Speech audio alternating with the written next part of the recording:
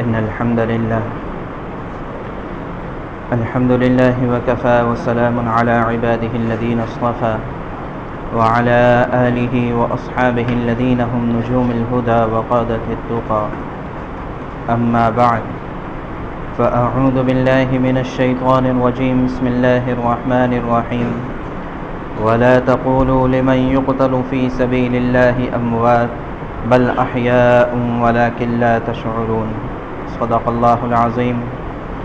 وقال النبي صلی اللہ علیہ وسلم لعن المؤمن كقتله او كما قال علیہ الصلاة والتسلیم۔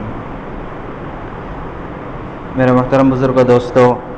ہمارے یہاں پر محرم کی مناسبت سے شہادت حسین رضی اللہ تعالیٰ عنہ کا قصہ چل رہا تھا، اور قصے سے مقصود صرف قصہ بیان کرنا نہیں ہے، بلکہ تاریخی اعتبار سے بہت سی غلط فہمیاں ہمارے ذہنوں میں اور ہمارے ماحول میں پھیلی ہوئی ہے، تو ان غلط فہمیوں کو دور کرنا مقصود ہے اور صحیح حقائق ہمارے سامنے رہے کہ صحیح معنوں میں وہاں پر کیا ہوا تھا اور کس پس منظر میں ہوا تھا، یہ ہمارے سامنے رہے، اس وجہ سے اس قصے کو دہرایا جا رہا ہے۔ اور اللہ کرے کہ آج محرم کی آخری تاریخ ہے، 30 تاریخ ہے، اسی مناسبت سے الحمد لله وكفى وسلام على عباده الذين اصطفى وعلى آله وأصحابه الذين هم نجوم الهدى وقادة التقى أما بعد فأعوذ بالله من الشيطان الرجيم بسم الله الرحمن الرحيم ولا تقولوا لمن يقتل في سبيل الله أموات بل أحياء ولكن لا تشعرون صدق الله العظيم وقال النبي صلی اللہ علیہ وسلم لعن المؤمن كقتله او كما قال علیہ الصلاة والتسلیم۔ میرے محترم بزرگ و دوستو، ہمارے یہاں پر محرم کی مناسبت سے شہادت حسین رضی اللہ تعالیٰ عنہ کا قصہ چل رہا تھا،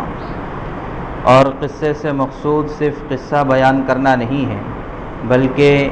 تاریخی اعتبار سے بہت سی غلط فہمیاں ہمارے ذہنوں میں اور ہمارے ماحول میں پھیلی ہوئی ہے، تو ان غلط فہمیوں کو دور کرنا مقصود ہے اور صحیح حقائق ہمارے سامنے رہے کہ صحیح معنوں میں وہاں پر کیا ہوا تھا اور کس پس منظر میں ہوا تھا، یہ ہمارے سامنے رہے، اس وجہ سے اس قصے کو دہرایا جا رہا ہے۔ اور اللہ کرے کہ آج محرم کی آخری تاریخ ہے، 30 تاریخ ہے، اسی مناسبت سے یہ واقعہ بھی یہاں پر ختم ہو جائے۔ بات یہ چل رہی تھی کہ حضرت حسین رضی اللہ تعالیٰ عنہ کو بار بار اہل کوفہ کی طرف سے خطوط مل رہے تھے کہ آپ آ جائیے، آپ ہمارے یہاں پر آئیے، ہم آپ کے ہاتھ پر بیعت کرنے تیار ہیں اور آپ کو خلیفہ برحق تسلیم کرنے کے لیے تیار ہیں۔ تو حضرت حسین رضی اللہ تعالیٰ عنہ نے سب سے پہلے اپنے چچا زاد بھائی حضرت مسلم بن عقیل رضی اللہ تعالیٰ عنہ کو حالات کی تحقیق کے لیے کوفہ بھیجا۔ وہاں جانے کے بعد انہوں نے جب لوگوں سے ملاقاتیں کی تو کئی ہزار کی تعداد میں لوگوں نے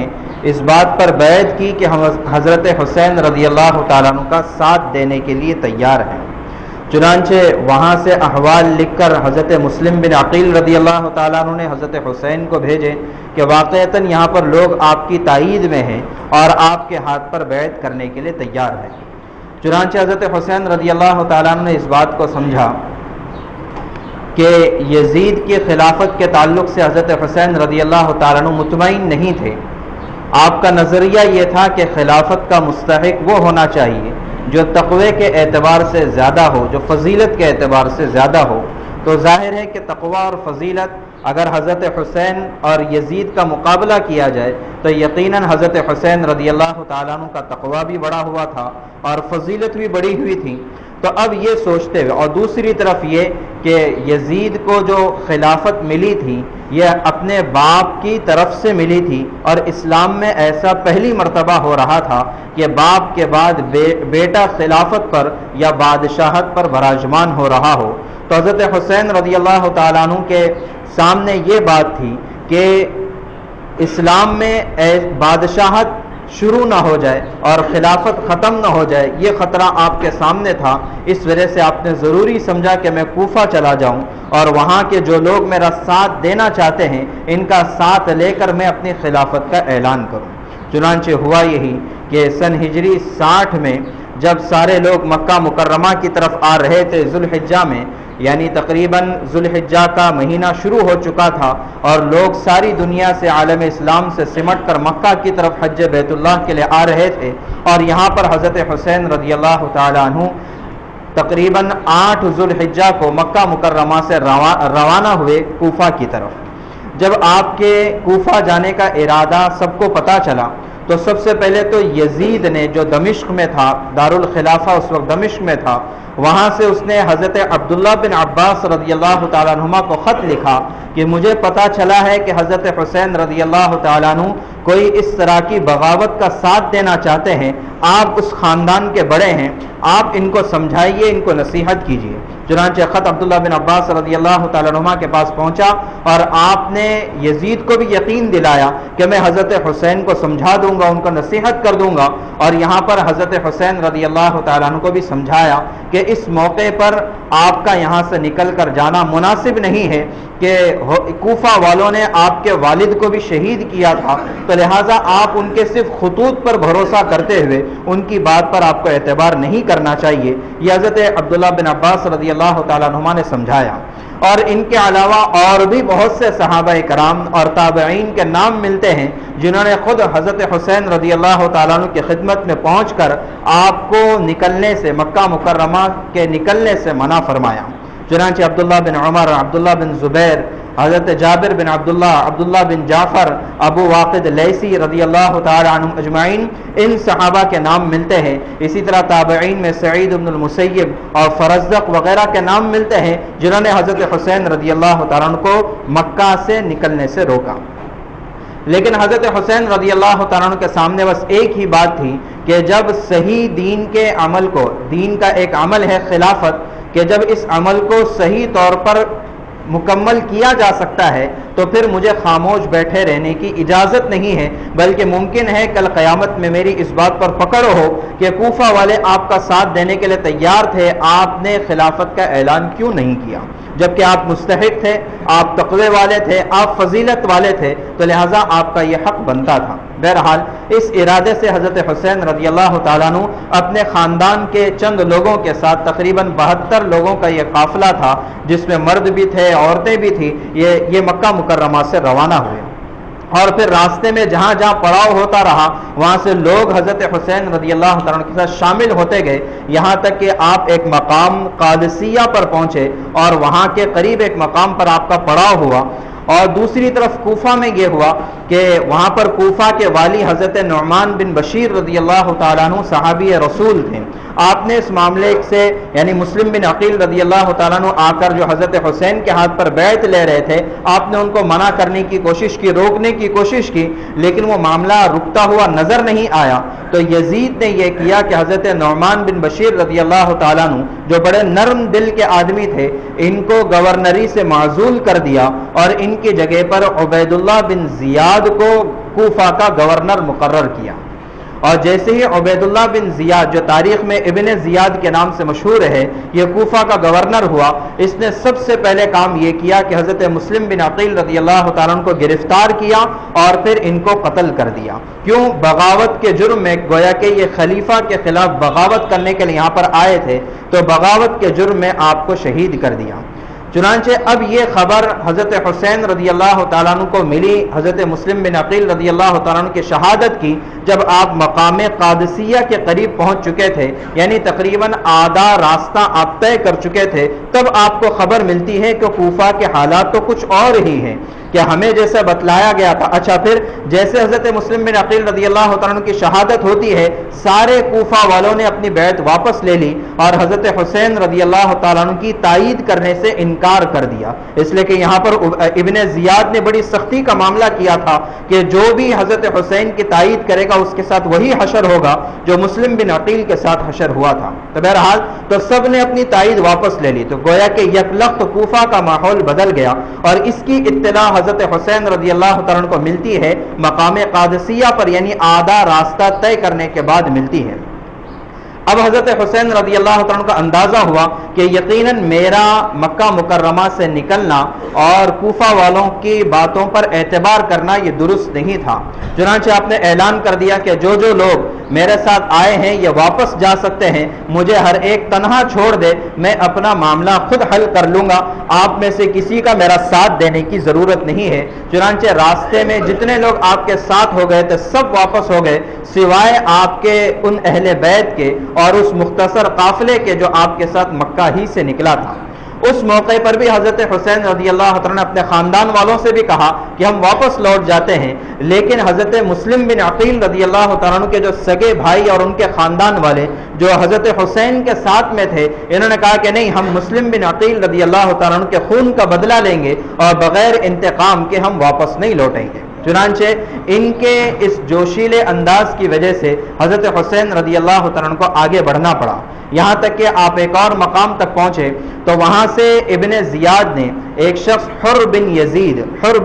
ایک شخص ہے، اس کو 1000 کی فوج دے کر حضرت حسین رضی اللہ عنہ کے مقابلے میں بھیجا۔ حر بن یزید نیک آدمی تھا اور یہ حضرت حسین کے پاس پہنچا اور اس نے حضرت حسین رضی اللہ عنہ کو راستہ بدلنے کا مشورہ دیا کہ آپ راستہ بدل دیں، میں آپ سے کوئی تعارض نہیں کروں گا۔ چنانچہ آپ راستہ بدل کر مقام کربلا تک پہنچے اور وہاں پر آپ نے قیام کیا۔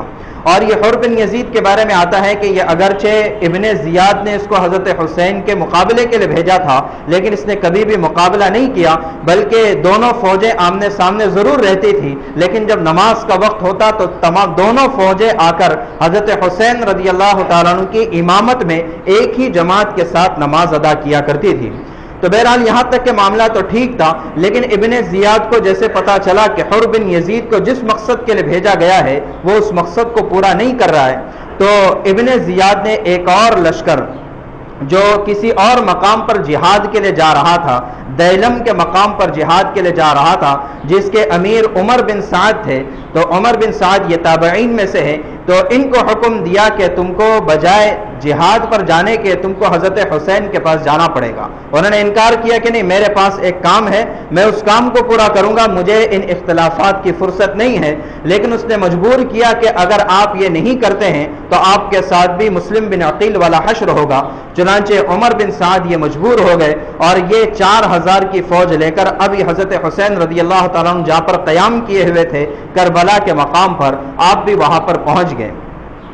اور ابن زیاد کا مسئلہ یہ تھا کہ ابن زیاد یہ یزید کا رشتہ دار تھا اور یزید کسی وجہ سے اس سے ناراض تھا، تو اس کا مقصد یہ تھا کہ میں اگر یزید کی طرف سے حضرت حسین رضی اللہ تعالیٰ عنہ سے بدلہ لیتا ہوں، یا یہ کہ حضرت حسین رضی اللہ تعالیٰ عنہ کو اگر زیادہ تکلیف پہنچاتا ہوں تو شاید یزید اس سے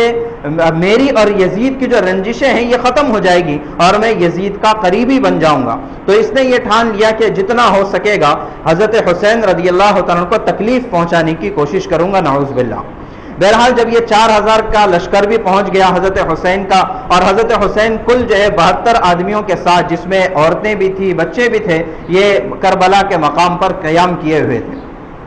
حضرت حسین رضی اللہ تعالیٰ کو جب پتا چلا کہ عمر بن سعد آئے ہیں اور ان کا مقصد یہ ہے کہ مجھے گرفتار کر کر لے جائیں، تو حضرت حسین رضی اللہ تعالیٰ نے ان کے سامنے 3 شرطیں رکھی۔ دیکھو، میں لڑائی جھگڑا کرنے کے لیے نہیں آیا ہوں، تو لہٰذا میری 3 باتوں میں سے کوئی ایک بات قبول کر لو۔ پہلی بات یہ ہے کہ میں جہاں سے آیا مجھے وہاں جانے کی اجازت دے دو، کہ میں مکہ سے آیا تھا، میرے سامنے کوئی اور پس منظر تھا، لیکن اب نکلنے کے بعد مجھے احساس ہوا ہے کہ کوفہ میں کوئی میرا ساتھ دینے والا نہیں ہے، تو لہٰذا آپ مجھے اجازت دے دو کہ میں دوبارہ مکہ مکرمہ چلا جاؤں۔ دوسری بات یہ رکھی کہ اگر یہ چیز آپ کو منظور نہیں ہے تو پھر آپ بجائے مجھے کوفہ جانے سے مجبور کرنے کے یا کسی اور راستے پر لے جانے کے مجھے شام جانے کی اجازت دے دو، میں خود جا کر یزید سے اپنا معاملہ حل کر دوں گا۔ اس لیے کہ شام جو ہے دمشق کے مقام پر ملک شام میں یزید کا پائے تخت تھا، تو چنانچہ حضرت حسین نے یہ آپشن رکھا کہ آپ مجھے اجازت دیں کہ میں جا کر یزید سے اپنا معاملہ صاف کر دوں، اس لیے کہ اصل جو لڑائی ہے میری اور یزید کی ہے، تو لہٰذا میں اپنے اس معاملے کو صاف کر دوں گا۔ تیسرا یہ اختیار رکھا، یہ پوائنٹ رکھا کہ اگر آپ ان دونوں میں سے کچھ نہیں چاہتے ہیں تو ان دونوں جگہوں کے علاوہ نہ مجھے مکہ جانے دیں نہ مجھے دمشق جانے دیں، بلکہ مجھے جہاں پر مسلمانوں کی کفار کے ساتھ لڑائی چل رہی ہو، جہاد چل رہا ہو، وہاں پر مجھے جانے کی اجازت دے دیں، نہ میں مکہ جاؤں گا نہ دمشق جاؤں گا نہ کوفہ جاؤں گا، بلکہ کسی چوتھی جگہ پر مجھے بھیج دیجئے، میں وہاں جا کر ساری زندگی اللہ کے راستے میں گزاروں گا، میں لڑائی اور اختلاف اور خون بہانا نہیں چاہتا۔ تو کتابوں میں لکھا ہے کہ جب ابن زیاد کے پاس یہ بات پہنچی، حضرت حسین رضی اللہ عنہ کی یہ تین آپشن پہنچے، تو اس نے بھی اس کو پسند کیا کہ ٹھیک ہے ان تین میں سے کسی ایک چیز کو اختیار کرنا چاہیے۔ تو وہاں پر ابن زیاد ہی کے دربار میں ایک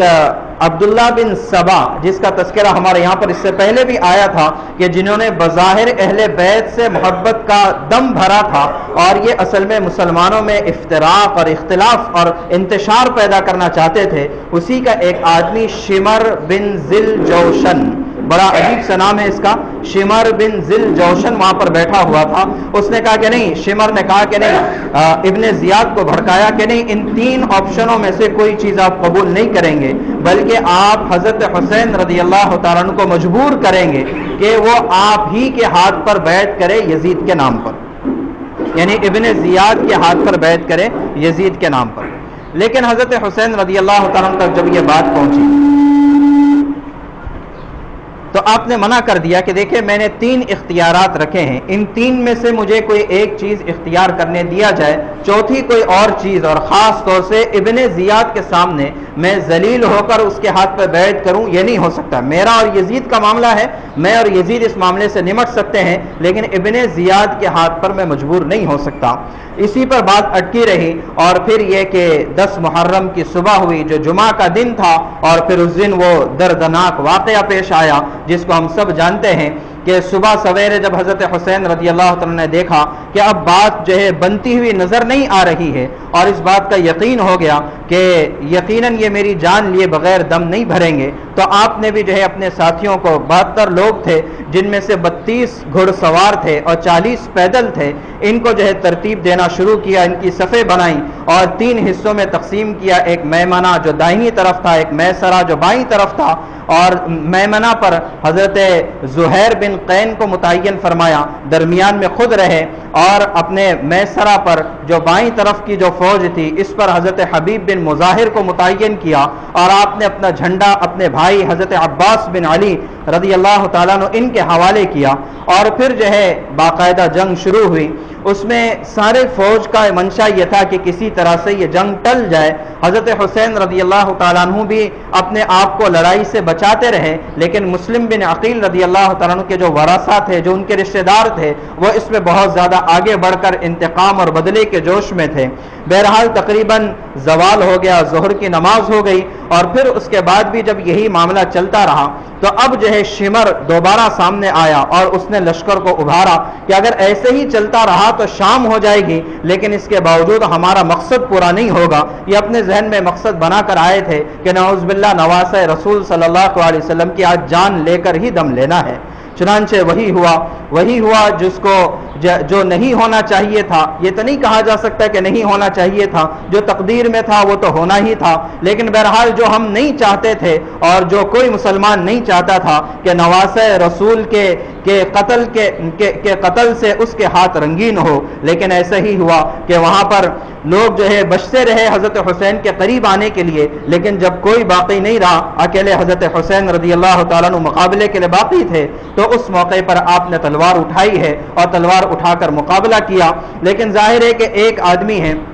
اور پیچھے عورتوں اور بچوں کے خیمے ہیں، ایک آدمی کہاں تک مقابلہ کر سکتا تھا؟ چنانچہ یہ بات ملتی ہے کہ ایک شخص جو ہے یہ آگے بڑھا، اس نے حضرت حسین پر حملہ کیا، اور پھر دوسرا آگے بڑھ کر جس کا نام جو ہے سنان بن انس نخعی بتایا جاتا ہے کہ یہ آگے بڑھا اور اس نے بڑھ کر حضرت حسین رضی اللہ تعالیٰ عنہ کو شہید کر دیا، اور آپ کا سر آپ کے جسم مبارک سے الگ کر کے پھر اس کے بعد خولی بن یزید نام کے ایک آدمی نے وہ سر اٹھا کر ابن زیاد تک پہنچا دیا۔ یہ باتیں ہو گئی، اور پھر اس کے بعد جو ابن زیاد تک حضرت حسین رضی اللہ تعالیٰ عنہ کا سر